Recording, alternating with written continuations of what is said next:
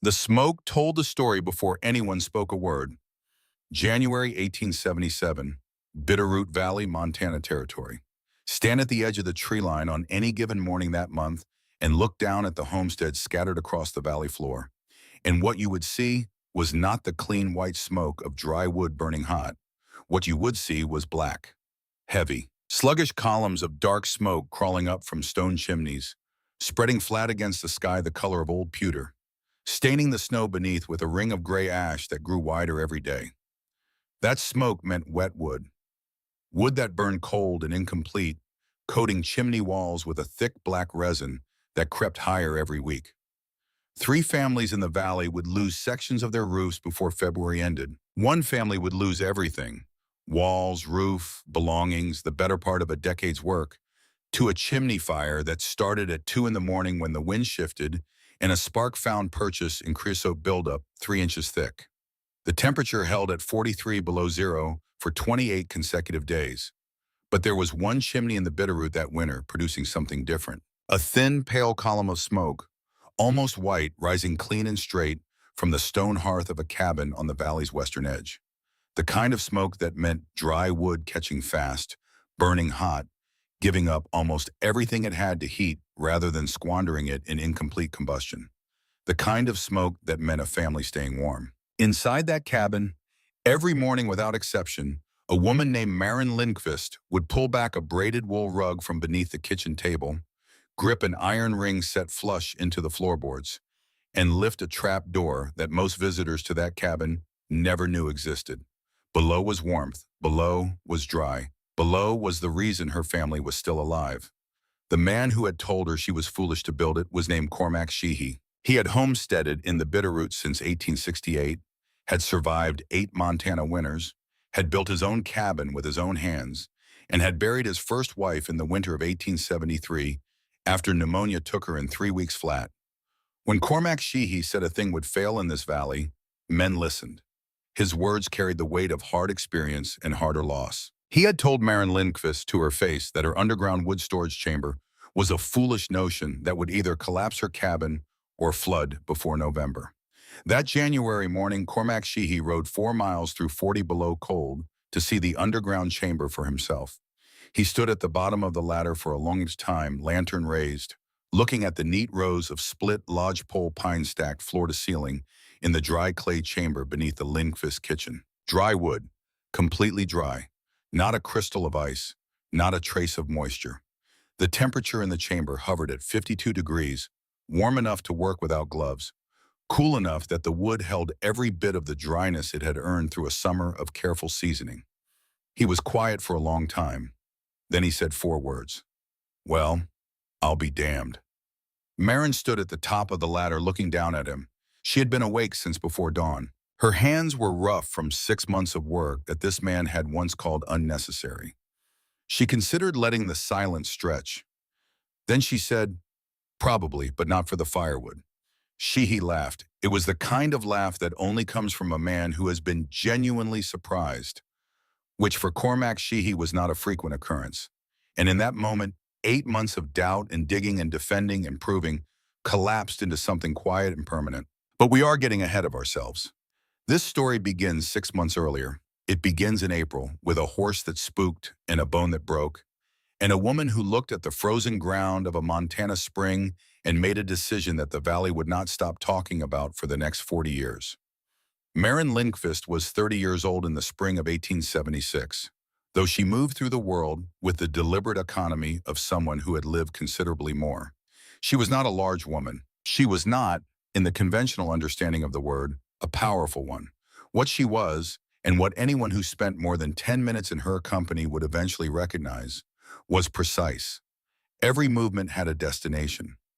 Every decision had a chain of reasoning behind it that could be articulated clearly if she chose to articulate it, and set aside without apology if she did not. She had been born in Bergen, Norway, the daughter of a ship's carpenter named Halvard Broen, who spent his working life building cargo holds for vessels that crossed the North Atlantic. She had grown up in the smell of pine resin and salt air, watching her father work with a quality of attention that she had absorbed without realizing it.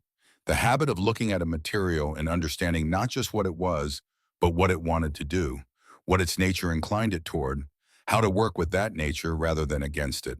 Halvard Bruin died in 1870, 2 years before his daughter and her husband Jonas crossed the Atlantic and made their way west through a country still knitting itself back together from a war that had cost it more than anyone had yet fully counted. He died having never seen Montana. He died having never seen what his daughter would eventually build with the principles he had spent a lifetime teaching her. She carried his notebook across the ocean. It was not a sentimental gesture. It was practical. The notebook contained his drawings. Jonas Lindqvist was 35, broad-shouldered, quiet in the way that certain men are quiet, not from lack of thought, but from an abundance of it, a preference for letting ideas settle before speaking them. He had homesteaded their 160 acres in the Bitterroot Valley with the kind of methodical competence that made the work look easier than it was. The cabin he built was Norwegian in design without being conspicuous about it. The floor elevated 18 inches off the ground on fieldstone pillars, a design his own father had used, meant to prevent the rot that came from ground moisture working its way up into the timber, and to provide the air circulation that kept the structure sound through the freeze and thaw cycles of a northern winter. That gap between the cabin floor and the earth beneath it would matter more than Jonas ever intended when he built it. The accident happened on the 14th of April. Jonas was working the plow on the eastern field when the horse, a gray gelding named Cooper that had never given them trouble before, caught the scent of something in the tree line, possibly a bear newly out of its winter sleep, and spooked hard to the left. The plow lurched. Jonas went down. His left leg caught beneath the iron frame. Maren heard the horse screaming from the garden where she was turning soil with Will, their 12-year-old. She ran. She found Jonas on the ground, the horse wild-eyed and pulling at the traces, the leg bent at an angle that required no medical training to understand was wrong. She set the bone herself. She had learned the technique from her grandmother in Bergen, a woman who had raised 7 children on a fishing coast where the nearest physician was a 2-day journey in good weather. She used 2 straight lengths of pine board, strips of cloth torn from a flour sack, and a patience under pressure that Jonas later said was the most frightening thing he had ever witnessed, not because she was cold, but because she was so completely steady. He would not work again until late summer at the earliest. That was the doctor's assessment when he came from Stevensville 3 days later, a full day's ride south. The bone was set well, the doctor said so, and seemed surprised. But a fracture of that severity in a man of Jonas's size required time. So Maren inherited everything. 160 acres of homestead claim. A cabin that needed 2 roof patches before the first rain. A garden that required twice daily attention. 2 children. A lame horse. The certainty, understood by everyone in the valley who had survived more than one Montana winter, that the cold that came to the Bitterroot did not negotiate and did not forgive. She had approximately 7 months. Cormac Sheehy came by the following week. He was 45 years old, Irish-born, American by 20 years of work that had taken him from the Pennsylvania coal mines to the Missouri cattle trails before landing him here, in this valley, where he had finally decided to stay. He was not a cruel man. He was not even, by the standards of the frontier, a particularly hard one. He had simply survived long enough and lost enough to understand that Montana was a place where optimism was a liability and preparation was everything. He came with 2 cords of wood in the back of his wagon and an offer that was genuine in every particular.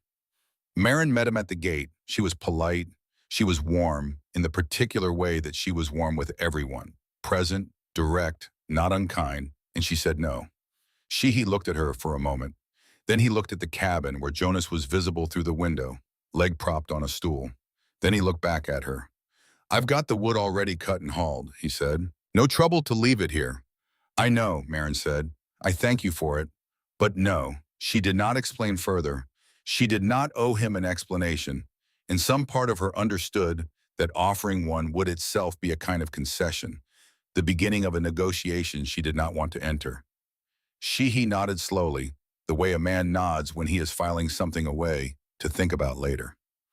He tipped his hat and drove his wagon back down the track. That evening, after the children were asleep and Jonas was dozing in his chair by the fire, Maren sat at the kitchen table and allowed herself to think about Minnesota. The winter of 1872, their first winter in America. Jonas had gone to work the lumber camps in northern Minnesota to earn the stake they needed for their homestead claim, leaving Maren in a boarding house in a small town outside of St. Paul. The boarding house was run by a man named Caldwell, who was, by ordinary measure, a decent and reasonable person. He extended credit to families who needed it through the winter. He kept the building warm. He was known in the town as generous. There was a woman in that boarding house named Edith Marsh, widow, 2 young daughters. Caldwell had allowed her to run a tab through November and December, food, board, firewood, on the understanding that she would pay come spring when she found work as a seamstress. In January, Edith Marsh said something at the communal dinner table that displeased Caldwell. A small thing, a difference of opinion about a town matter, nothing more.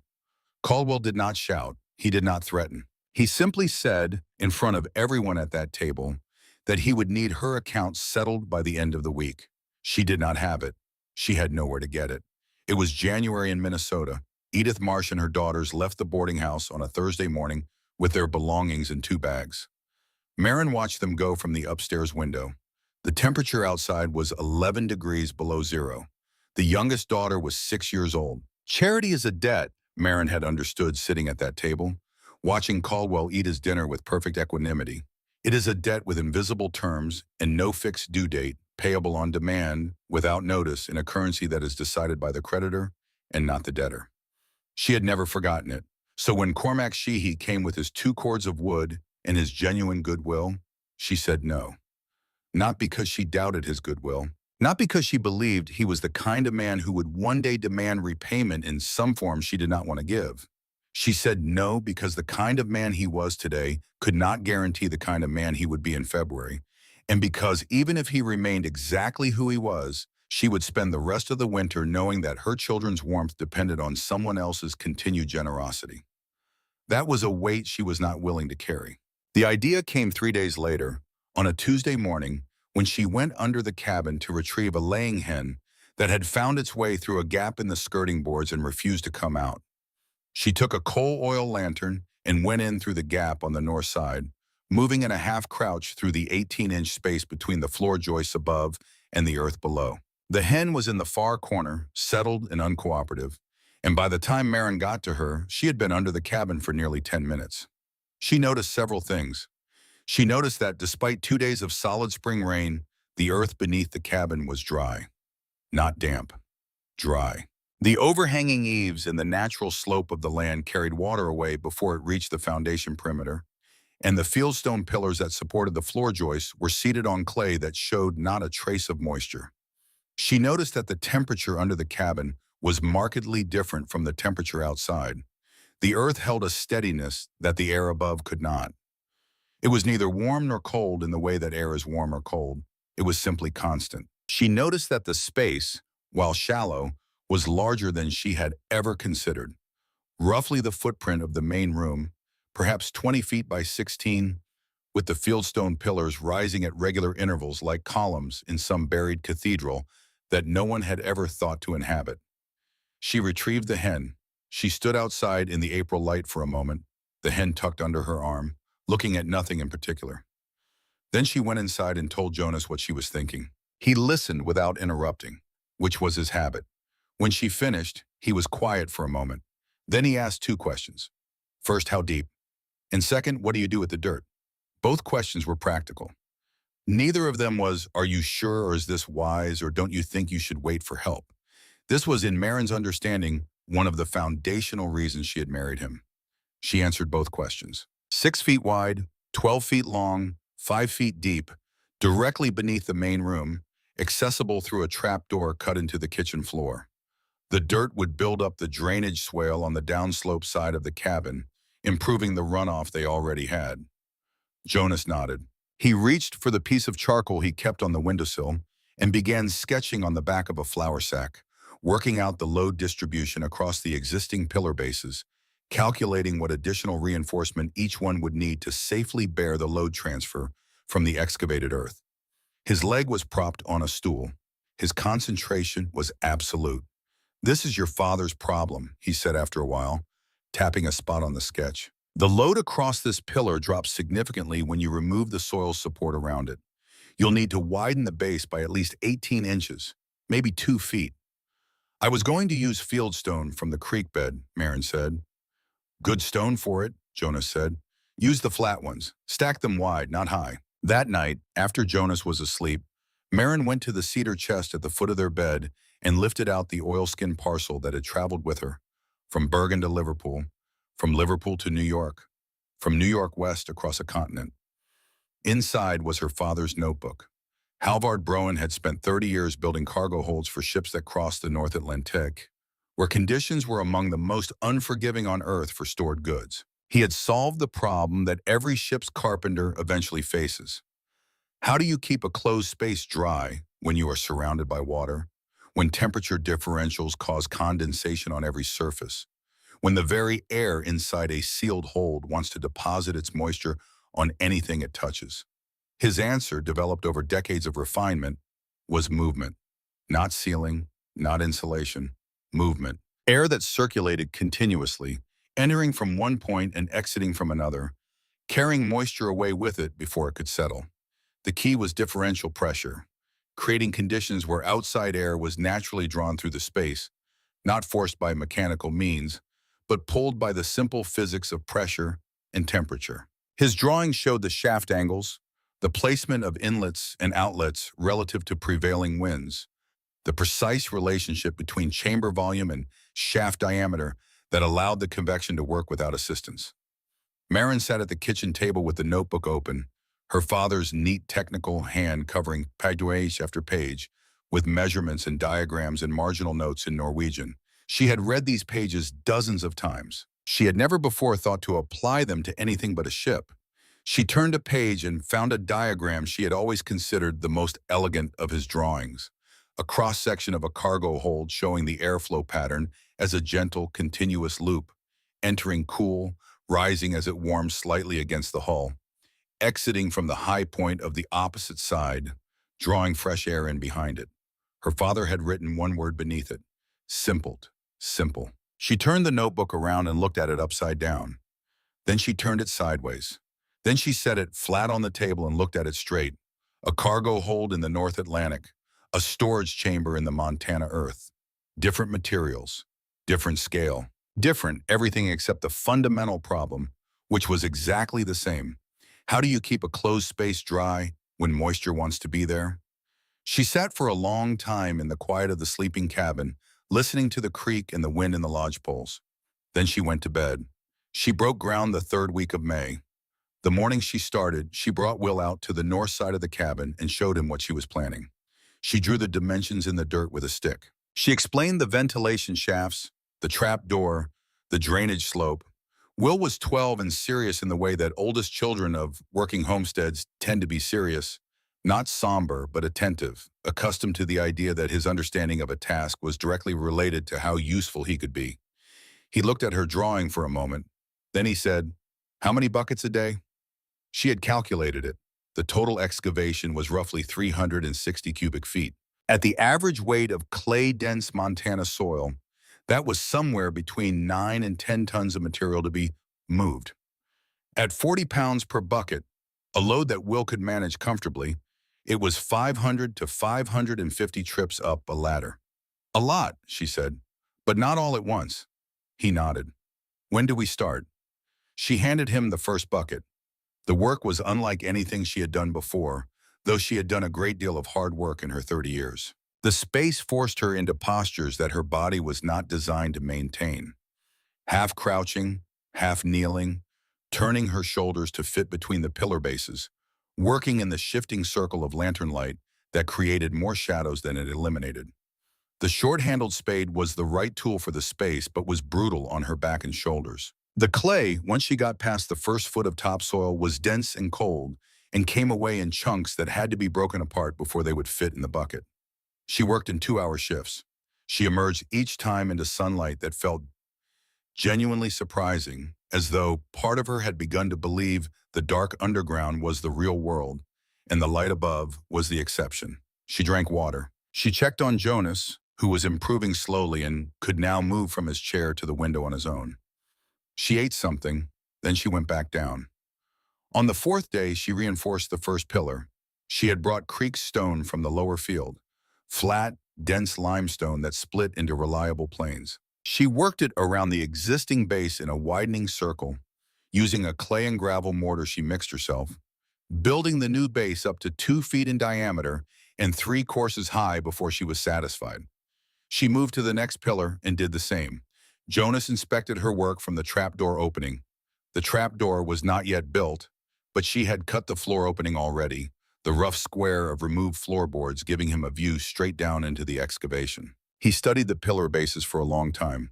"Give the first one another course on the east side," he said. "The grain in the floor joist above it runs the wrong way. More load concentration than I thought." She gave it another course.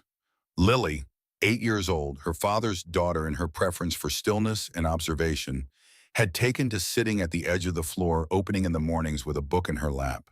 She read aloud to her mother in the dark below. Not because Marin asked her to, simply because she understood, with the unerring instinct of a watchful child, that the sound of a familiar voice made the darkness smaller. She was 3 chapters into a novel about a sea voyage when Cormac Sheehy came back. He arrived on horseback one morning in late May, coming around the cabin corner and pulling up short when he found Will hauling a bucket of clay toward the drainage pile. "What in God's name?" Sheehy said. Will pointed at the hole in the ground where his mother was. Sheehy dismounted. He tied his horse to the fence post and walked to the cabin and looked through the gap where the trap door would eventually be installed.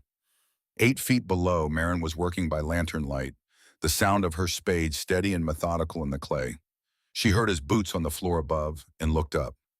"Mrs. Lindqvist," Sheehy said, "what are you building?" "Wood storage," she said, and went back to digging. Sheehy was quiet for a moment. "Then, you're excavating under your foundation. I'm excavating under my floor. The foundation pillars are being reinforced as I go." He looked at the nearest pillar, the widened base she had built over the past week.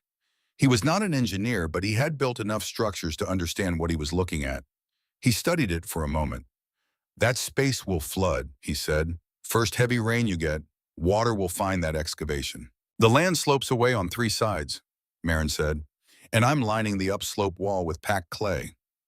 "Clay cracks," Sheehy said. "Ground freezes, clay cracks."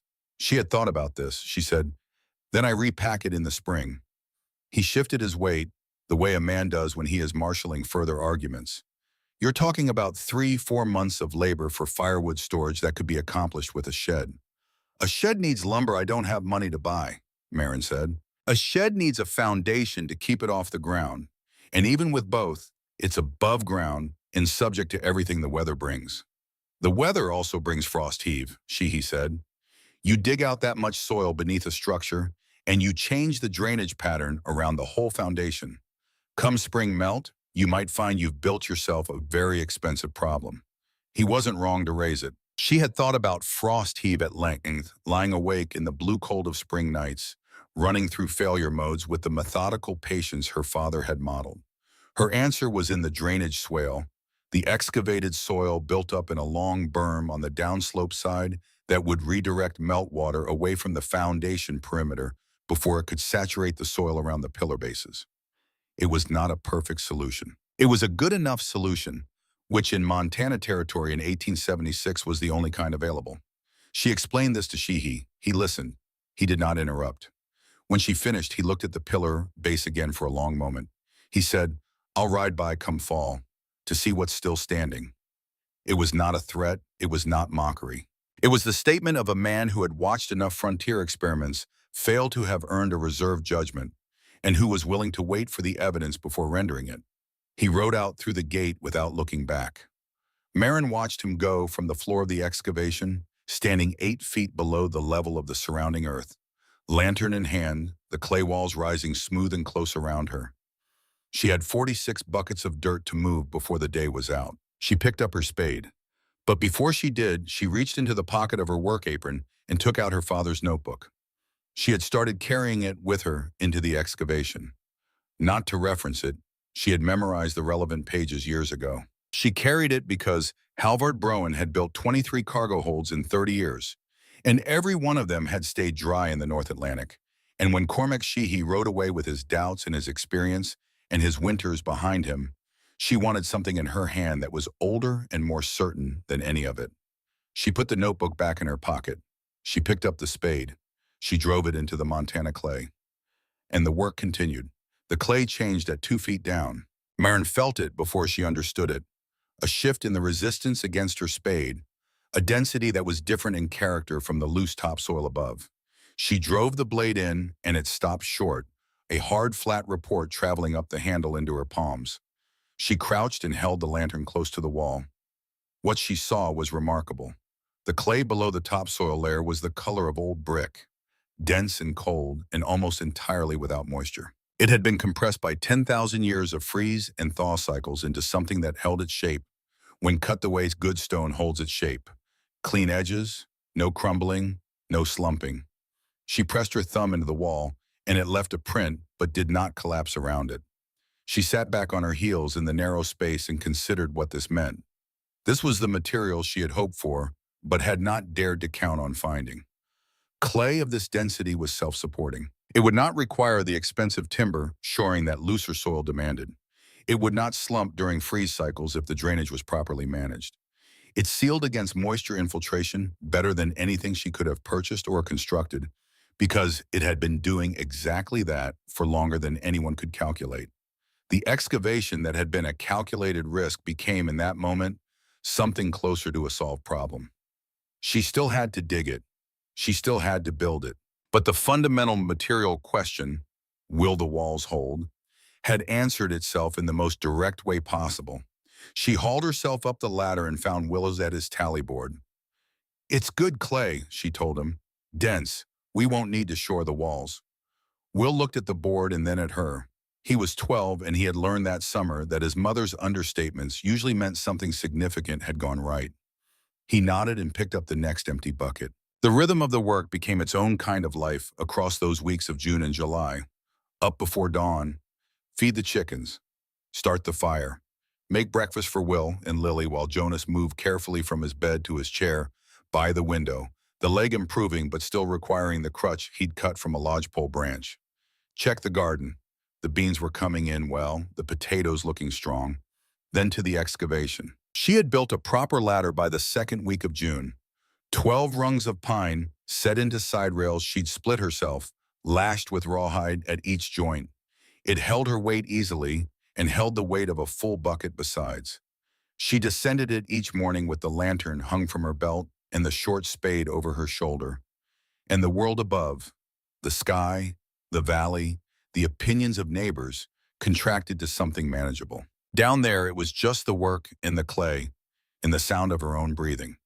Will had become skilled at the bucket system, lowering the empty down on a rope, waiting for the tug that meant it was full, hauling it up and walking it to the drainage berm on the downslope side. He had calculated with the focused arithmetic of a boy who found numbers more reliable than most things, that they were averaging 43 buckets per working session. He kept a tally on a piece of board hung inside the barn. Lily read at the edge of the opening. She was working through a novel about a sea captain who navigated by the stars, and her voice came down into the excavation steady and clear, following her mother's progress across the clay floor like a second shadow. When Marin was particularly deep in the work and had not spoken for a long time, Lily would pause in her reading and call down simply, "Still there?" And Marin would say, "Still here." And Lily would go back to her page. Jonas watched all of this from his window with an expression that Marin could not always read. Not worry exactly, something more like attention, the focused, patient observation of a man who understood that what was happening in front of him was larger than firewood storage, and who had decided that his role in it was to be ready when he was needed and quiet when he was not. He had refined the load calculations twice more since the excavation began, each time calling Marin up from below to walk through a new concern in his proposed solution. The second-to-last pillar on the north wall was carrying more than he'd initially estimated. She widened its base by a full course. The floor joist directly above the planned trapdoor location needed an additional crosspiece to prevent flexing. She installed it on a Sunday afternoon while Lily held the lantern and Will counted nails. The work was progressing. The chamber was taking shape. Then the walls of the outside world began to close in. Aldous Pemberton arrived on a Wednesday in early June, coming to discuss a timber contract with Jonas and finding instead a woman emerging from a hole in the ground beneath her own cabin, streaked with clay from her collar to her boots. He was 50 years old, English-born, American by 20 years of building things in a country that never seemed to have enough of what it needed. He was a large man, not heavy but substantial, with a particular kind of physical confidence that comes from spending decades making things that stood up and stayed standing. He had built 17 structures across western Montana: houses, barns, a gristmill outside of Missoula, a sawmill of his own 15 miles north, and he had seen enough ambitious construction projects turn to expensive disasters to have developed a useful skepticism about plans that looked elegant on paper. He had a reputation in the valley and beyond it for practical intelligence and a sharp tongue that he kept sheathed most of the time but deployed without hesitation when the situation called for it. He looked at Marin, he looked at the hole, he looked at the ladder and the bucket system, and Will at his tally board. He looked at the pillar bases she had reinforced, studying the stonework with the expression of a man grading an examination. Then he said, "You're building a storage chamber under your living space." "Wood storage," Marin said, brushing clay from her sleeve. "With a convection ventilation system," Pemberton said, looking at the small shaft she had begun roughing out on the upslope wall. That was perceptive. She had not mentioned the ventilation to him. He had simply looked at what she was doing and understood it, which told her something about the quality of his attention. She said yes, 2 shafts. Natural pressure differential pulls air through continuously. He walked to the shaft opening and crouched down, looking at the angle and placement. He was quiet for a moment. Then, "Where did you learn about convection ventilation?" "My father was a ship's carpenter in Bergen. He built cargo holds that stayed dry in the North Atlantic. Same principles apply here." Pemberton stood up. He looked at her steadily. "Maybe a ship's hold is a sealed environment. Temperature differential between inside and outside is controlled and predictable. Here you've got bare earth walls, seasonal temperature swings of 100 degrees, and soil that will behave differently than any maritime material your father worked with." "The clay is denser than anything he worked with," Marin said. "It holds its shape better than timber. It also holds moisture when conditions change. Not if air is moving across the surface continuously." He looked at her for a long moment. He had the expression of a man who had been wrong enough times to be careful about being wrong again, and who had also been right enough times to trust a well-constructed argument when he heard one. "The moisture," he said finally, "is my concern. Greenwood runs 50 to 60% moisture by weight. Seasoned wood needs to get below 20% to burn properly. You store it in a space that develops even moderate condensation, and you undo months of drying. You might as well stack it in the creek." "I know," Marin said. "So how does the convection prevent condensation on the wood itself, not just on the walls?" She had worked this out in the long evenings with her father's notebook and a piece of chalk on the back of the cabin door. She explained it. The chamber's ground temperature would hold steady at roughly 50 degrees year-round, slightly warmer than the outside air in spring and fall when condensation risk was highest. Air entering the upslope shaft would be cooler than the chamber air. As it warmed in the chamber, it would rise slightly, carrying moisture with it, and exit through the downslope shaft whose opening was positioned to catch the prevailing west wind and create negative pressure that actively pulled air through rather than simply allowing passive exchange. The wood would never sit in still air. Moving air could not deposit moisture the way still air could. It was the same reason ships' holds stayed dry while shoreside warehouses turned their contents to rot. Not insulation, not sealing, but continuous movement. Pemberton listened to all of this without interrupting. When she finished, he was quiet for a while. He looked at the excavation again. He looked at the ventilation shaft. He looked at Will's tally board with its columns of numbers. He looked at Lily, who had set down her book and was watching him with the frank appraisal of a child who has not yet learned to pretend indifference. "I've seen too many good theories die in Montana soil," he said finally. It wasn't agreement. It wasn't refusal. It was the most honest thing he could say, and Marin respected it as such. He rode out to discuss the timber contract with Jonas and spent an hour at the window talking loads and pricing while Marin went back underground. When he left, he paused at the edge of the excavation and looked down one more time. He did not say anything, but he turned back once before his horse cleared the gate. Marin did not see it. She was already 3 feet underground with a spade in her hand. The trouble came in the 3rd week of June. It came quietly, the way real trouble usually comes. Not announced, not dramatic, but present suddenly where it had not been before, discovered rather than arrived at. Marin was working the western wall when she saw it, a vein of darkness in the clay, roughly 2 inches wide, running horizontally at the base of the wall about 18 inches from the floor of the excavation. She held the lantern close. The clay around the vein was darker than the surrounding material, slightly, but the lantern was not deceptive about color. She had learned its particular rendering of the underground world well enough by now to trust what she was seeing. Moisture. She pressed 2 fingers into the vein. The clay there was soft, not wet, not dripping, but soft in a way that the surrounding material was not. She pressed harder and felt the faintest trace of cold, the cold of water-saturated earth, not just the cold of deep ground. She sat back on her heels and looked at it for a long time. Then she climbed the ladder and told no one. She went about the rest of the day's work, the garden, the chickens, the evening meal, with the normal economy of movement and attention that her family had come to understand as simply the way she moved through the world. She helped Lily with her arithmetic.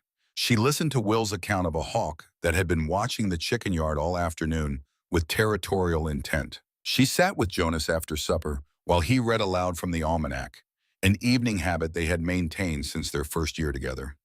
She did not mention the vein.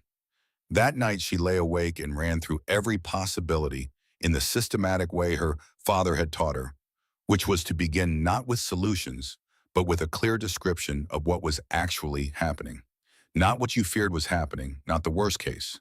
What was actually observably, demonstrably happening. What was actually happening was a section of the western wall showed increased moisture content after a period of heavy spring rain.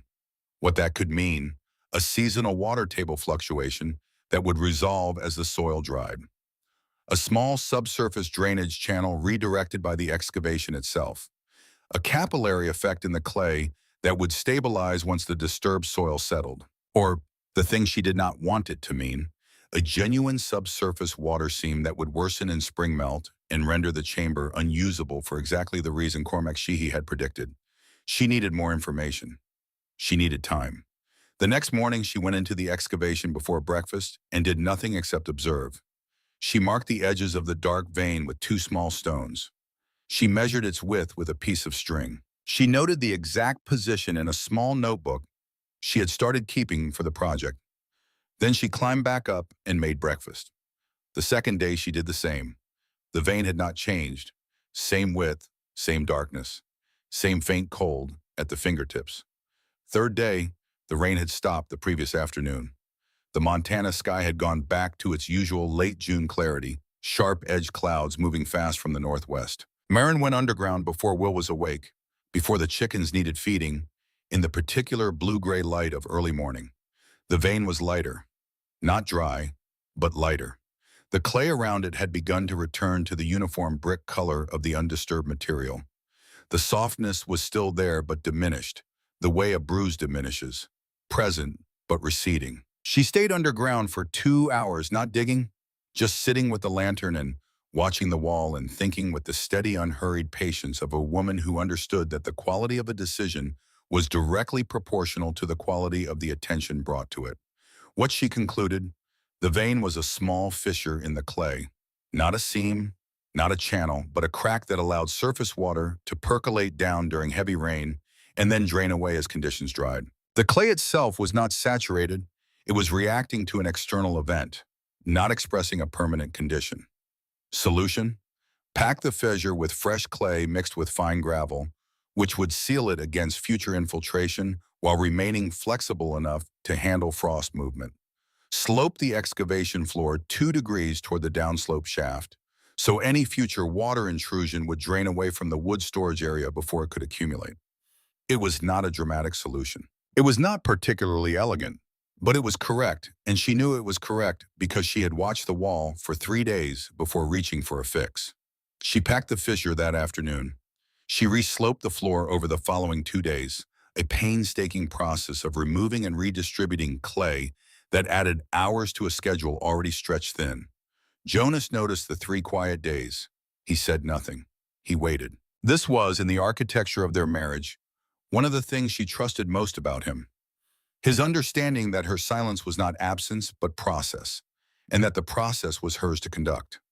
When she told him what she had found and what she had done, he looked at her for a moment and then asked one question. How much slope? 2 degrees, she said. He nodded. That'll do it. That was all. Those 3 words, that was all, contained in Marin's understanding everything that made their partnership functional in a place and a time where the margin between survival and failure was measured not in grand gestures, but in the quality of 10,000 small decisions made well. He did not praise her. He did not express relief. He confirmed that her solution was sound, and he trusted her to have already known it was sound before she implemented it, and he went back to his almanac. She went back underground. Willa Dunmore came in July. She was 40 years old, Scottish-American, widowed 3 years prior when her husband Fergus had died in a mining accident in the California goldfields.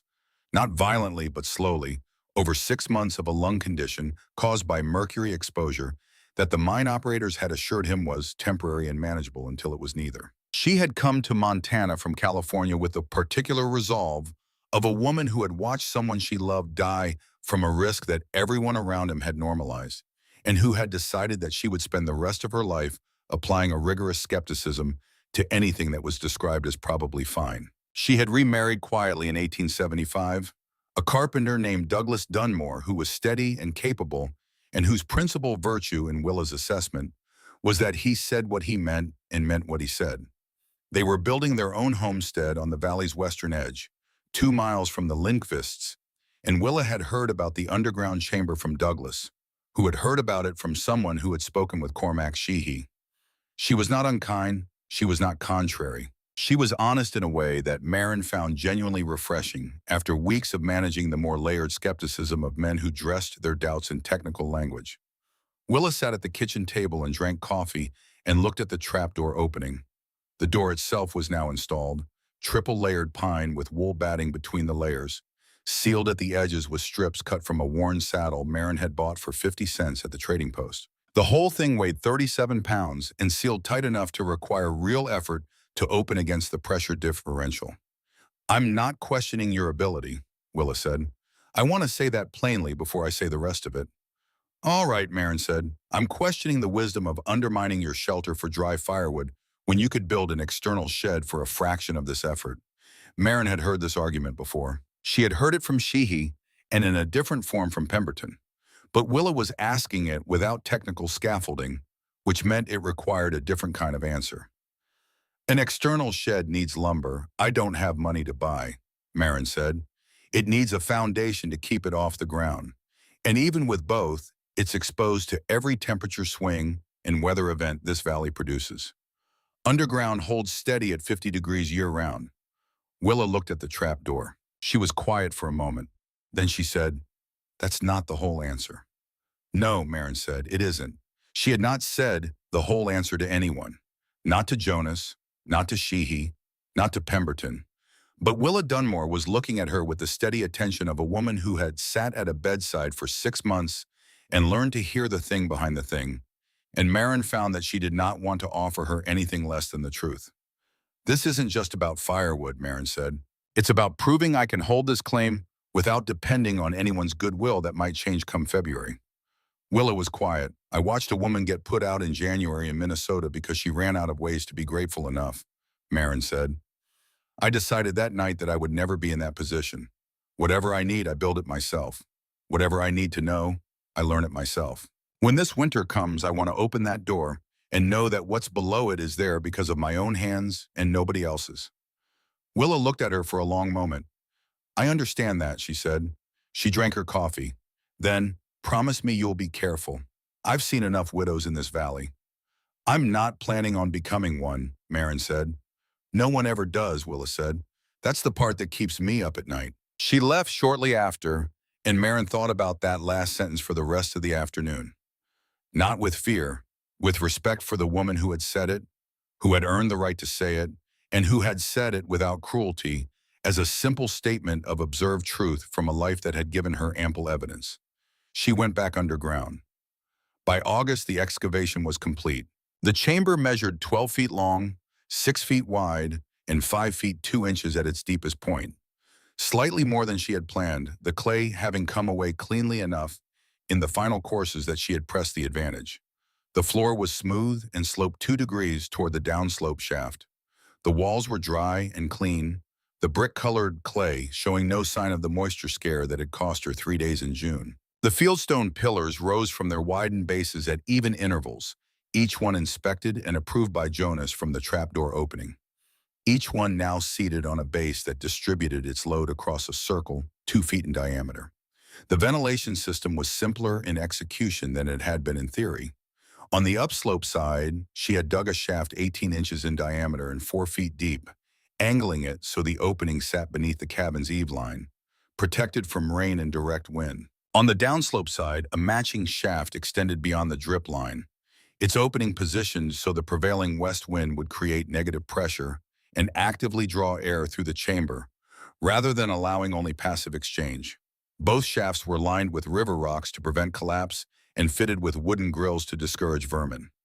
She tested the system the way her father had tested his cargo holds, with a damp cloth. She hung a strip of wet cotton from a nail in the ceiling of the chamber and left it for 3 days. When she retrieved it, it was completely dry. The moving air had taken the moisture away as efficiently and invisibly as it had taken moisture away from the holds of Bergen's ship in the gray North Atlantic swells. She sat in the completed chamber on the evening of the last day of August, alone, lantern on the floor beside her, the empty space stretching out in the lamplight around her. The pillars cast long shadows. The clay walls curved slightly where her bucket edges had shaped them. The ventilation shaft on the upslope side made a faint, almost inaudible sound. Not wind exactly, but the presence of moving air, a note so low it was felt more than heard. She had dug this space out of the earth with a short spade and a coal oil lantern, 43 buckets at a time, across the better part of 4 months. She thought about her father in the holds of Bergen ships. She thought about the notebook in her apron pocket. She thought about Halvar Broen, who had died before he could see this country and who had nonetheless given her the knowledge to survive it. She thought about the word he had written beneath his most elegant drawing. Simpled. Simple. Not easy. He had never promised easy. Simple. The principle was simple. The application was whatever work it required. She stayed in the chamber until the lantern needed trimming. Then she climbed the ladder. She had 4.5 cords of wood to split before the first snows. The Reverend Silas Drummond arrived in the first week of September. He served a circuit that covered 4 settlements across 200 miles, riding a circuit of human need and spiritual obligation that left him in each community for 2 or 3 days at a stretch before moving on. He was 55 years old, Pennsylvania-born, educated at a seminary in Philadelphia, and had served as a Union chaplain during the war in a capacity that had given him considerable direct exposure to what human beings were capable of both at their worst and at their most extraordinary. He was not a foolish man, he was not a cruel one, but he carried with him a settled confidence about the proper ordering of things, the relationship between men and women, between labor and its appropriate assignment, between what was seemly and what was not, that had survived his theological education and his military service, and his 2 decades on the frontier without significant revision. He found Marin in the woodyard splitting lodgepole pine. She had been at it since dawn. The work had developed its own rhythm over the weeks. The study of the grain, the placement of the axe, the moment of commitment before the swing, the clean crack when it hit true. Her hands were calloused past the point of blistering. Her shoulders had rebuilt themselves around the repetition. She was not splitting wood the way she had split kindling in Bergen. She was splitting wood the way a woman splits wood who has understood that stopping is not a possibility. Jonas sat nearby in a chair brought out from the cabin, his legs still requiring elevation in the afternoons, offering occasional observations about grain direction and knots. He had learned over the summer to make his observations brief and to the point. Reverend Drummond pulled up on his horse and looked at the scene with an expression that Marin recognized immediately. It was the expression of a man who had encountered something that did not fit his understanding of how things were supposed to work, and who was preparing to say so. "Mrs. Lindqvist," he said, "I'm surprised to find you engaged in such labor. Surely there are men who could provide assistance." Marin set the axe down, not because she agreed with him or because his authority compelled her to pause. She had learned long ago that certain arguments required your full attention, and that giving them less than that was a discourtesy both to the argument and to yourself. My husband broke his leg in April, she said. The work needs doing. The Reverend's gaze moved to Jonas. Jonas met it without expression. I don't question your capability, the Reverend said, in a tone that suggested capability was perhaps not the most relevant quality under discussion. But there is a natural ordering to things. Heavy labor has traditionally been the province of men. When we depart from that ordering, we invite disorder of other kinds. Marin looked at him for a moment. He was not speaking from malice. She understood that. He was speaking from a genuine conviction, sincerely held, that the world worked better when certain arrangements were respected. She did not share the conviction, but she understood it, which meant that she could address it directly rather than react to it emotionally. She said, Reverend, with respect, the natural order in Montana Territory is that you do the work that needs doing or you don't survive the winter. My husband would split this wood if he could. He cannot. I can. That seems like exactly the right arrangement to me. The Reverend looked at the woodpile, the 4+ cords of split lodgepoles stacked in long rows, the chips and rounds covering the ground around the block, the evidence of weeks of sustained and methodical work that he had ridden in on without warning and found already accomplished. And this underground storage chamber I've heard about, he said. This also seems outside the natural order. It's a storage chamber under the cabin floor, Marin said. Same principle as a root cellar, different application. Root cellars are built away from the living structure, the Reverend said, not beneath it. You're undermining your foundation. Literally and perhaps in other ways. Jonas cleared his throat. It was the single most effective throat clearing Marin had ever heard. It contained in that one quiet sound the word respectfully, the phrase I disagree, and the full sentence my wife has reinforced every pillar base with fieldstone and calculated the load distribution with greater precision than most trained engineers I've encountered, all compressed into a half-second of mild biological noise. The foundation is stronger than it was before the excavation, Jonas said. Every support pillar has been reinforced and widened. The chamber walls are dense clay. The structure is sound. The Reverend shifted in his saddle. In engineering terms, perhaps, he said. But what message does it send to the children when their mother undertakes such projects? What do they learn about their proper roles? They learn that work is work, Marin said. She picked up the axe. They learn that the person in front of a task is the person who does it, regardless of who else thinks they should be doing it instead. Excuse me, Reverend. I have another cord to split before supper. He left shortly after. Marin split wood until the light failed, the rhythm unchanged, the axe finding the grain with the accumulated precision of 10,000 previous swings. The Reverend Drummond's natural order was something she could afford no more than she could afford Cormac Sheehy's charity. Both of them were arrangements that required her to organize her life around someone else's convenience and someone else's judgment about what was appropriate. She had stopped doing that when she was a girl, watching her father work in the Bergen boatyard, understanding for the first time that the quality of a thing depended entirely on the quality of attention brought to it, and that attention was the one thing that could not be borrowed, donated, or given on credit. The first loads of split wood went underground on the 15th of September. Will had become expert at the stacking geometry that maximized airflow between the pieces while using every cubic foot of the chamber. He had a gift for spatial reasoning that expressed itself in the careful interlocking patterns he built, each row supporting the next, gaps aligned to allow continuous air movement. The whole structure as stable as any wall Jonas had ever built above ground. They filled the chamber over 3 weeks, lowering split logs through the trapdoor and stacking them in the lamplight below. 4¼ cords fit inside with room to spare, the odd angles and corners of the space yielding more cubic footage than the simple measurements had suggested. The excess half cord went into a traditional external stack along the north wall as backup, covered with the tarpaulin Marin had patched twice over the summer. Marin tested the ventilation one final time with the damp cloth. 3 days later, she retrieved it, dry as paper, not a trace of moisture. She rehung it on the nail and stood in the full chamber for a moment, lantern raised, looking at the rows of split lodgepole pines stacked floor to ceiling in the dry clay room beneath her kitchen.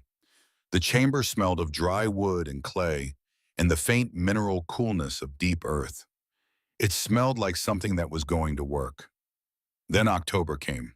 The storm rolled in from the northwest on the 12th, dropping the temperature from 56 degrees to 22 in 6 hours. Rain turned to sleet.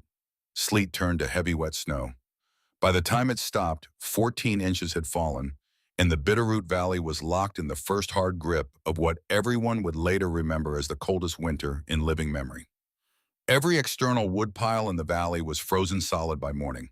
The logs were coated in ice. The snow between them had compressed into dense white blocks that required a shovel to excavate. One neighbor spent an hour chipping a single armload free with an iron bar. Another let her morning fire go cold rather than deal with the wood before breakfast. Marin pulled back the wool rug, gripped the iron ring, and opened the trap door. The air that rose from below was 52 degrees and dry. She descended the ladder and stood in the chamber with her lantern and looked at the wood. Dry. Every piece. Not a crystal of ice. Not a trace of the storm that had locked the world above in a fist of cold. She pressed her palm flat against the face of a split log and felt only the smooth grain of dry pine, bone dry, and ready to give up every BTU it had stored through a long summer of careful seasoning. She stood there in the lamplight for 10 minutes. She did not cry. She did not call up to Jonas or the children. She did not shout or laugh or do any of the things that the accumulated weight of 6 months of work and doubt and defending and proving might reasonably have released in that moment. She simply stood in the dry air among the dry wood in the room she had dug out of the Montana earth 43 buckets at a time, and she let the quiet settle around her like something she had earned. The ventilation shaft made its low, inaudible note. The lantern burned steady in still air. Somewhere above her, 14 inches of snow pressed down on the cabin roof, and the thermometer read 22 degrees and falling. Below was warmth. Below was dry. Below was the answer to every question the valley had asked her since April. She loaded her arms with split logs and climbed back up to the kitchen. The next morning, Cormac Sheehy rode in through 4 miles of post-storm cold. His own woodpile had taken him the better part of an hour to excavate. He had heard from a neighbor who had seen Marin at the trapdoor what was below. He tied his horse and came to the cabin door, and Marin showed him the trap door, and he descended the ladder with his own lantern and stood in the dry chamber and looked at the rows of stacked wood. He was quiet for a long time. Then he said 4 words. "Well, I'll be damned." Marin looked down at him from the top of the ladder. "Probably," she said, "but not for the firewood," he laughed. And in that laughter, rough and genuine and surprised out of a man who was not easily surprised, something shifted in the Bitterroot Valley that morning that would take the rest of the winter to fully understand. The cold came in earnest on the 2nd day of January. It did not arrive the way autumn cold arrives, tentatively, retreating each afternoon to allow a few hours of pale warmth before returning stronger the next morning. It arrived the way a door closes, final, complete, without negotiation. The thermometer outside the Lindqvist cabin read 14 below zero at dawn on January 2nd. By noon, it had not moved. By the following morning, it read 22 below. By the 6th of January, it stood at 31 below zero and stayed there for 3 days without variation, as though the cold had found a level it was satisfied with and saw no reason to leave. Then it went lower. On the 19th of January, 1877, the temperature in the Bitterroot Valley dropped to 43 degrees below zero. There are no adequate words for cold of that magnitude, not for anyone who has not stood in it. It is not simply the absence of warmth. It is a presence, active, aggressive, finding every gap in every layer of clothing, turning exhaled breath to ice crystals before it has traveled 6 inches from the mouth, making the simple act of drawing air into the lungs feel like swallowing ground glass. Metal tools left outside became dangerous to touch with the bare hands. Horses stood in their stalls with ice crusting their nostrils. The creek that ran along the eastern edge of the Lindqvist property froze solid to a depth that a man could stand on without flexing. The cold held at 43 below for 4 days. Then it moderated fractionally to 38 below, then 31. Then, by the end of January, a temperature that felt almost merciful by contrast, 17 below zero, settled in for what would prove to be the remainder of the month. February arrived without significant improvement. The valley woke each morning to the same iron sky, the same windless brutality, The same calculation that every family performed before getting out of bed. How much wood? How long will it last? What do we burn after that? 28 consecutive days below zero. That was the final accounting arrived at when spring finally came and people could speak about the winter in the past tense without tempting fate. 28 days without the temperature rising to zero, let alone above it. Historians of the Montana Territory would note it as one of the most severe, sustained cold events in recorded memory. The families who had homesteaded the Bitterroot in those years would simply call it the winter. Not a winter, but the winter, the one against which all subsequent winters were measured, and the one that revealed, with the clarity that only genuine extremity provides, the difference between preparation and the appearance of preparation. In the Lindqvist cabin, every morning followed the same sequence. Maren rose before the children.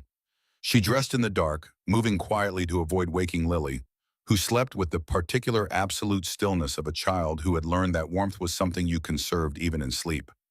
She crossed the kitchen floor to the table, pulled it a few inches aside, folded back the wool rug, and gripped the iron ring set flush into the trapdoor. The door came up with the slight resistance of the pressure differential.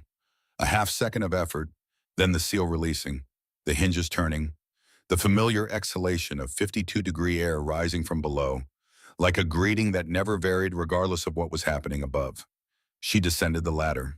The chamber received her the same way every morning, dry, steady, unhurried. The temperature never varied by more than 2 degrees regardless of what was happening above. When the world outside was 43 below, the chamber was 51. When the world outside was 14 below, the chamber was 53.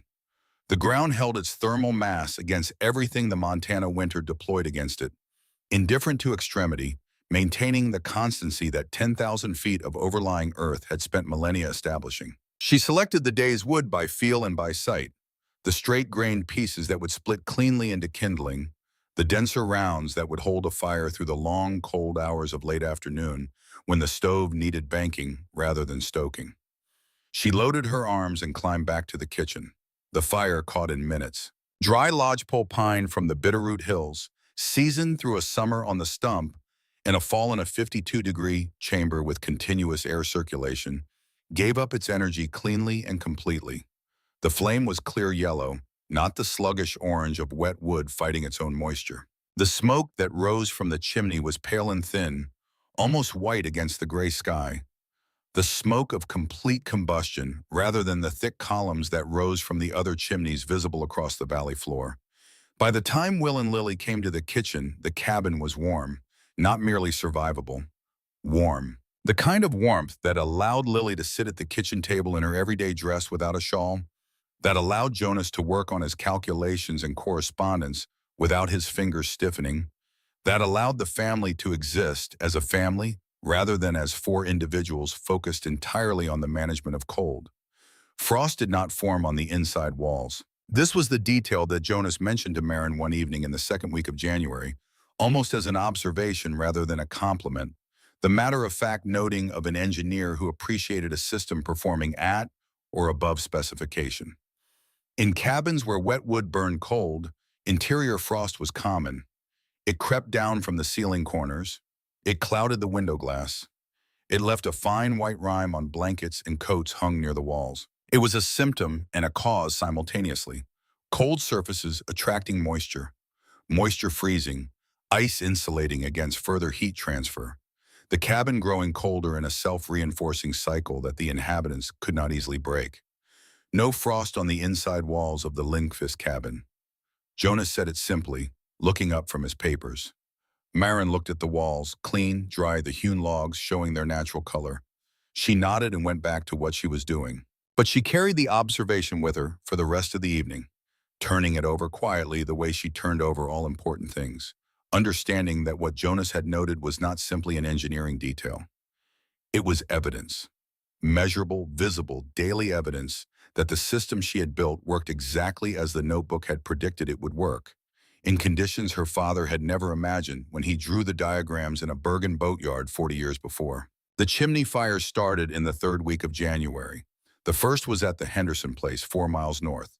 The creosote that had been building in their chimney since November, The thick black resin that wet wood deposited on cold masonry with every incomplete fire reached a temperature and a thickness that transformed it from a passive deposit into fuel.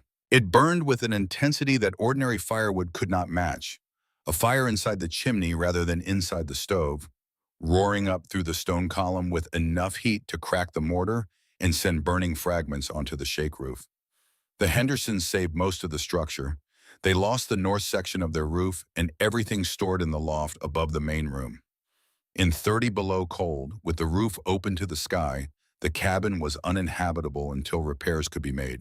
They moved in with neighbors 3 miles east and spent the remainder of the winter in conditions that were survivable, but not comfortable. 4 adults and 6 children in a space built for one family. The second chimney fire came 5 days later. A family named Garrett recently arrived from Ohio, experiencing their first Montana winter. The fire took hold at 2 in the morning when the wind shifted and created a draft that superheated the creosote layer in a chimney that had never been properly cleaned because the Garretts had not yet understood what wet wood deposited on stone. By the time anyone in the cabin woke, the chimney was glowing red in the darkness. They got out with their lives and their animals. The cabin, the roof, the stored provisions, the tools accumulated across 2 years of homesteading, all of it gone by morning. The Garretts stood in 40 below cold watching their first home burn, and there was nothing anyone could do except stand with them. The third fire, in early February, took only a section of roof and was extinguished by neighbors who arrived quickly enough to make a difference. But the family burned through their remaining wood supply faster than anticipated, keeping warm in a damaged structure. And by mid-February, they were burning fence posts and then the rails of a wagon they had hauled from Ohio and intended to use for another decade. 3 chimney fires. 2 families fully displaced. 1 family burning the infrastructure of their farm to keep from freezing. In the Bitterroot Valley that winter, the difference between one family and another could be read from a distance, written in smoke. Black columns from the chimneys burning wet wood, thick and sluggish and dark against the gray sky, and one thin, pale line rising clean from the western edge of the valley. From a stone hearth where a woman with a Norwegian notebook and a short-handled spade had spent the better part of a year making certain it would be exactly this. The community meeting happened on the 23rd of January. It was not a formal gathering. It was the kind of meeting that forms itself on a frontier when circumstances require collective acknowledgement.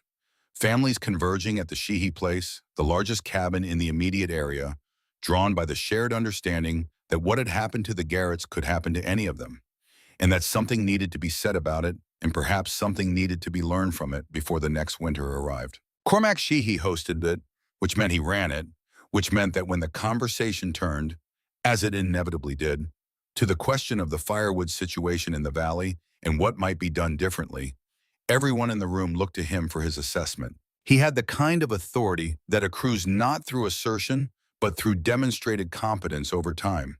The authority of a man who has been right often enough that people instinctively turned to him when they needed to know what was true.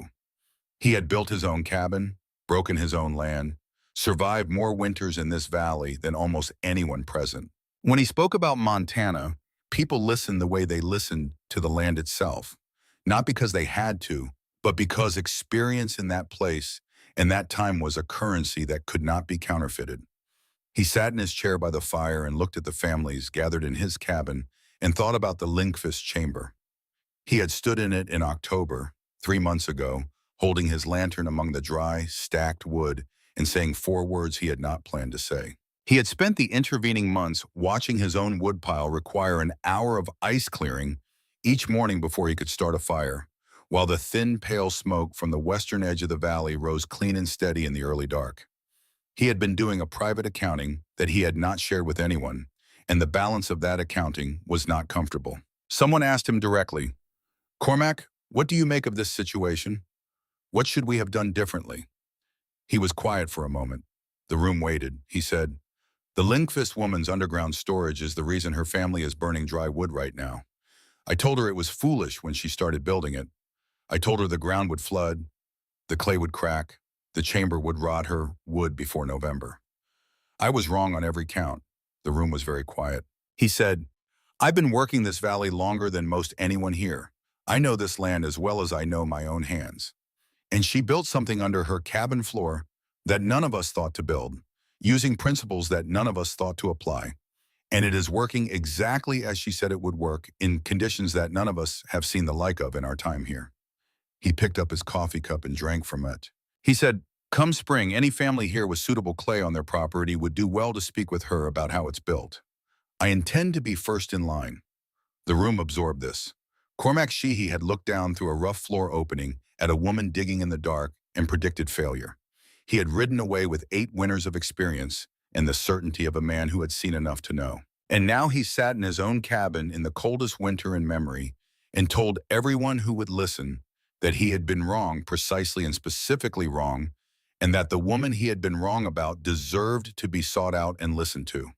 There was no more credible testimony available in the Bitterroot Valley. Marin was not present at the meeting. She was home, tending the fire that burned clean and hot from the chamber below, keeping her family warm in the way she had spent 6 months preparing to keep them warm. She learned what Sheehy had said from Willa Dunmore, who had been there and reported the conversation word for word with the precision of a woman who had understood its significance while it was happening. Marin received the information the way she received most important things, quietly with her hands occupied, letting it settle into the deeper layers where the things that mattered took up permanent residence. She went to the trap door and opened it and descended into the chamber and selected the afternoon's wood and came back up and fed the fire. That was all she needed to do. They came back one by one as winter held its grip and then, fractionally and reluctantly, began to ease. Aldous Pemberton came in February, ostensibly on timber business with Jonas, but descending into the chamber with a focused attention that had nothing to do with lumber prices. He spent 30 minutes below with his own lantern, examining the ventilation shaft angles with his folding rule, pressing his palm against the clay walls at multiple heights, measuring the pillar bases and recording the dimensions in a small notebook he produced from his coat pocket. He examined the trapdoor mechanism and the seal and the insulation between the pine layers. He was as methodical underground as he was in his sawmill, systematic, thorough, giving the work his complete professional attention. He emerged and stood in the kitchen and looked at Marin with the expression of a man who has spent his professional career evaluating construction and has encountered something that has revised his standard of comparison. He said, "How much did this cost you in materials?" She told him $7 for the trapdoor hardware and the lantern fuel used during excavation. Everything else was labor and knowledge. He was quiet for a moment, doing the arithmetic against every structure he had built at every cost he had charged, weighing the materials bill against the outcome he had just examined. The dry chamber, the working ventilation, the wood that had come through the worst winter in memory without absorbing a trace of moisture. He said, "I have 3 clients in the Missoula area who would benefit from this design. I'd like to describe it to them this spring with your permission. I'll tell them where the knowledge came from and who developed it." Marin said he was welcome to describe it. She asked only that he explain the clay assessment process carefully. The design worked in dense, stable clay and would not translate to sandy or silty soil without significant modification. He nodded. He had already understood that.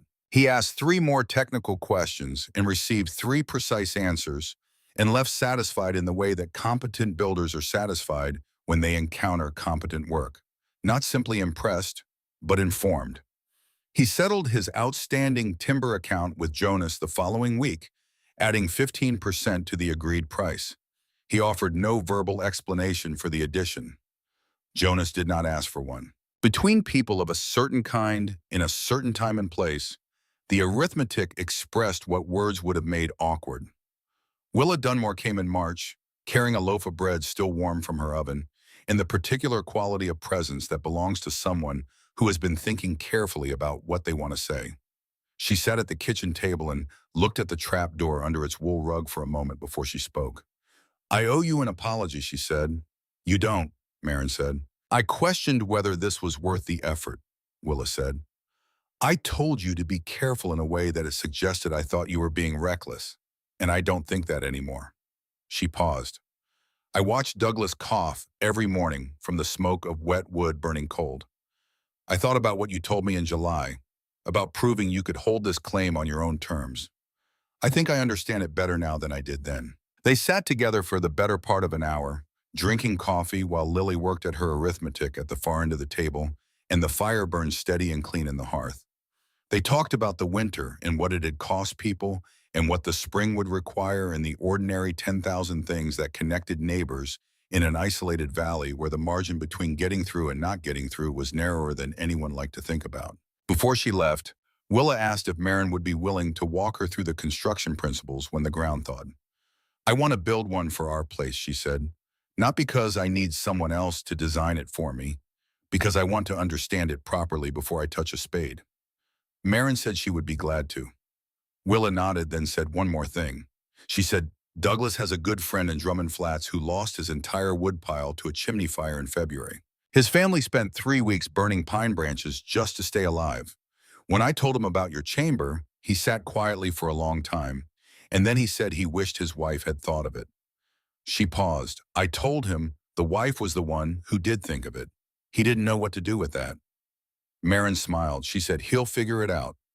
Willa laughed, and the sound of it went out into the bright, cold morning as she rode away down the track. Reverend Silas Drummond came in the first week of April, arriving without announcement as was his custom, finding Marin turning garden soil while Jonah supervised Will's mathematics lesson through the open window of the now warm cabin. He dismounted and stood for a moment, looking at the valley in its tentative early spring. Snow still heavy on the mountain slopes above the tree line. The valley floor beginning to show the brown of thawing earth between the remaining drifts, the creek running again after its weeks of solid freeze. He walked to where Marin was working. She set down her hoe and gave him her full attention. He was quiet for a moment, the way a man is quiet when he has composed what he wants to say and is checking it one final time before speaking. He said, "Mrs. Lindqvist, I've been hearing about your wood storage chamber all winter. About families that lost roofs and homes and months of work to chimney fires while your family remained warm and safe. I've been thinking about it since the snow started, and I haven't stopped thinking about it." She waited. He said, "I want to apologize for what I said in September, about natural order and proper roles and what work belongs to whom." She looked at him steadily. "I've been reading the parable of the talents," he said. "The servant who buried his talent in the ground rather than putting it to use. You were given specific knowledge from your father, the mechanics of ventilation and moisture control, and physical capability, and the practical intelligence to combine them in a way that served your family's survival through the worst winter this valley has seen." He paused. "I came here in September and suggested that the combination of those gifts was somehow disordered. That was wrong. I said it from sincere conviction, but sincere conviction and correct judgment are not always the same thing. I've learned that more than once in my years on the frontier, and I learned it again this winter." It was a genuine apology, not a diplomatic one offered to smooth a social situation, not a political one calculated to restore a relationship, but the real article, a man who had thought carefully and at length about where he had been wrong and who had come to say so in plain language without qualification. She said, "I appreciate that, Reverend, genuinely." He nodded. He looked at the garden, the cabin, the thin thread of smoke from the chimney that had not changed character through the entire winter. "Although," he added, with the slight loosening of expression that was as close as Reverend Drummond came to a smile, "I notice you haven't considered establishing yourself as a commercial builder of these chambers.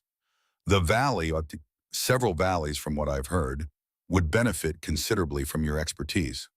Marin picked up her hoe. "Maybe next year," she said. "This season I'm focused on improving the irrigation channel on the south field and expanding the kitchen garden by a third. One engineering project per season seems like sufficient ambition for a woman with 160 acres to run." He laughed, a short, genuine sound, sound, real warmth in it, and mounted his horse and rode on to the next stop on his circuit. Marin watched him go, then turned back to her garden.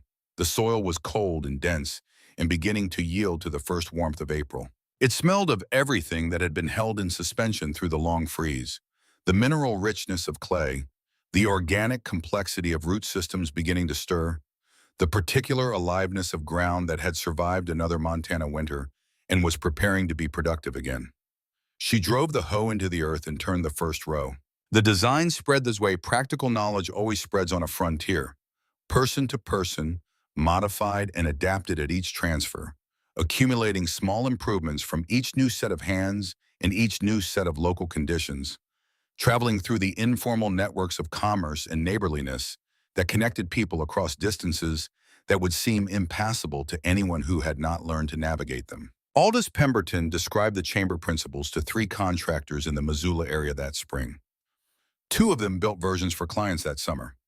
The third wrote to a colleague in the Flathead Valley who mentioned it to homesteaders he was building for, who adapted the concept to their different soil profiles and drainage patterns. The ventilation principle traveled separately from the construction technique, finding its way into barn designs and root cellars and at least one grain storage facility outside of Helena that a civil engineer incorporated into his plans after hearing about the Lindqvist chamber through a chain of conversation that he could not have reconstructed if he had tried. By 1878, at least a dozen families in western Montana had built some version of the underground wood storage. By 1880, the count was closer to 30, each one customized to local conditions.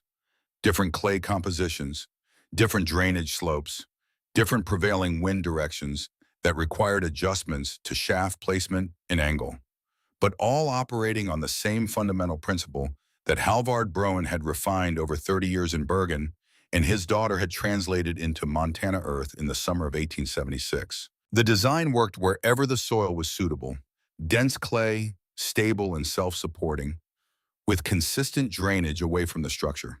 It did not work in sandy soil, where the walls required expensive shoring that negated the cost advantage. It did not work in areas with high water tables, where drainage could not be guaranteed regardless of slope. But across the broad swath of the northern plains and mountain territories where the right clay could be found, it offered advantages over any above-ground storage that no amount of careful construction could replicate. Constant temperature, continuous ventilation, complete protection from weather and temperature cycling, and a materials cost measured in single digits. Marin never sought credit for it in any formal way. She did not write it up for publication. She did not advertise her expertise or charge for the consultations that people occasionally sought from her.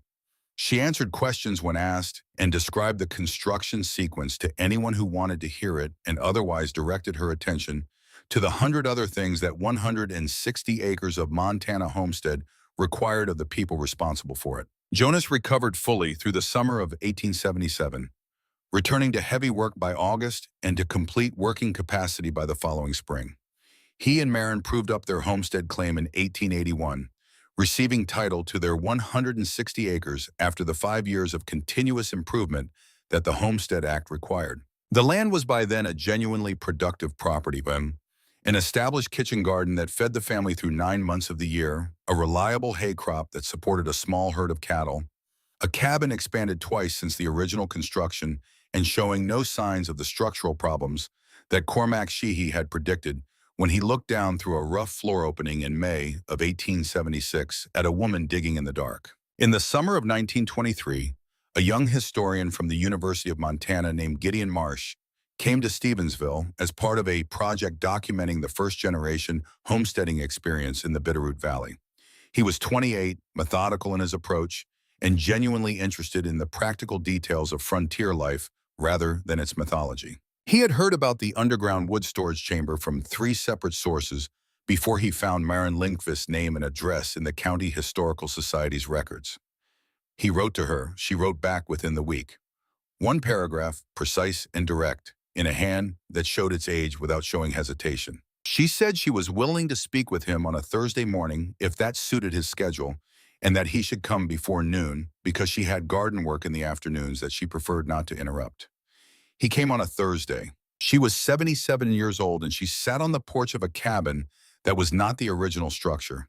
That one had been replaced in 1903 with a larger building using lumber from Aldous Pemberton's mill, which had continued operating under his son's management after Aldous died in 1898, but which stood on the same fieldstone foundation, over the same clay earth, surrounded by the same mountains that had held their snow on the high slopes through every winter she had spent in this valley. The original storage chamber had been filled in during the 1903 renovation. The trapdoor was gone. The ventilation shafts had been capped and built over, but the widened pillar bases remained, visible in the crawl space beneath the new structure.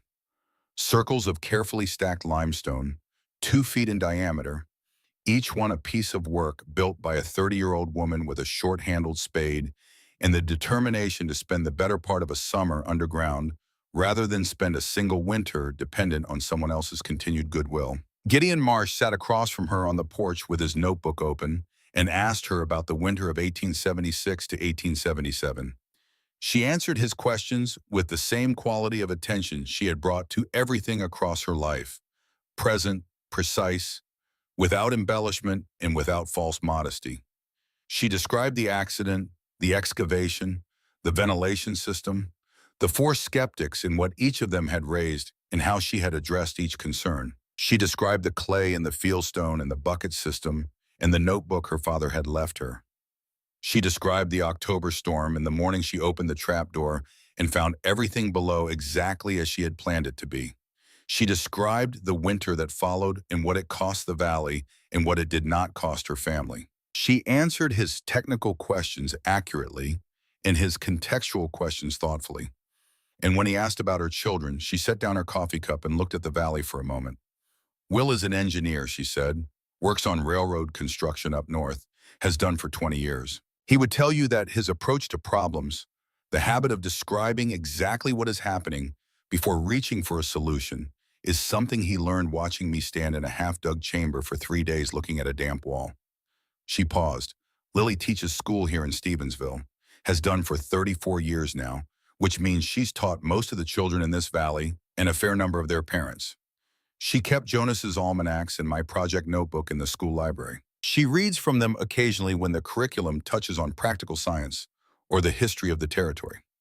She looked at Marsh. She never tells the students whose notebook it is until they're nearly finished reading it. I asked her once why she waits. She said because she wants them to think about the ideas before they think about where the ideas came from. She paused. I think she's right about that. When Marsh had asked everything he had prepared, he looked at his notes for a moment and then looked up. He said, "Is there anything you'd want people to know about it that I haven't thought to ask?" She was quiet for a moment, looking out at the valley.